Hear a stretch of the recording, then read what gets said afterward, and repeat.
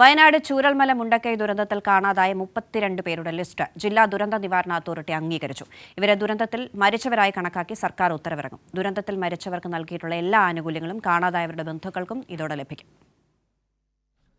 231 മൃതദേഹങ്ങളും 223 മൃതദേഹഭാഗങ്ങളുമാണ് ദുരന്തത്തിനു ശേഷം കണ്ടെടുത്തത്.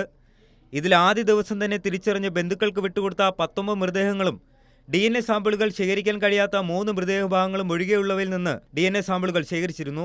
Kannur regional forensic science ലബോറട്ടറിയിലാണ് ആദ്യഘട്ടത്തിൽ DNA സാമ്പിളുകളുടെ പരിശോധന നടത്തിയത്. ഇതിലൂടെ 77 പേരെ തിരിച്ചറിഞ്ഞു. തിരുവനന്തപുരം രാജീവ് ഗാന്ധി സെന്റർ ഫോർ ബയോടെക്നോളജിയിലും DNA പരിശോധന നടത്തി. ഇതിലൂടെ 22 പേരെയും തിരിച്ചറിഞ്ഞു. ദുരന്തത്തിൽ മരണപ്പെട്ട 176 പേരെ ബന്ധുക്കൾ തിരിച്ചറിയുകയായിരുന്നു. ദുരന്തത്തിൽ ഉൾപ്പെട്ട് കാണാതായ ബാക്കിയുള്ള 32 പേരുടെ ലിസ്റ്റാണ് ഇപ്പോൾ അംഗീകരിച്ചത്. ആകെ 298 പേർ ദുരന്തത്തിൽ മരിച്ചതായാണ് പുതിയ കണക്ക്. സർക്കാർ ഉത്തരവിന്റെ അടിസ്ഥാനത്തിൽ Vellarimala village officer, Meppadi panchayat secretary, Meppadi station house officer എന്നിവർ ചേർന്ന് തയ്യാറാക്കിയ ലിസ്റ്റാണ് ജില്ലാ ദുരന്ത നിവാരണ അതോറിറ്റി അംഗീകരിച്ചിട്ടുള്ളത്. ഇവരുടെ മരണം രജിസ്റ്റർ ചെയ്ത് മരണ സർട്ടിഫിക്കറ്റ് അനുവദിക്കുന്നതിനുള്ള നടപടികളും ഇതിനകം ആരംഭിച്ചിട്ടുണ്ട്. കൈരളി ന്യൂസ്, വയനാട്.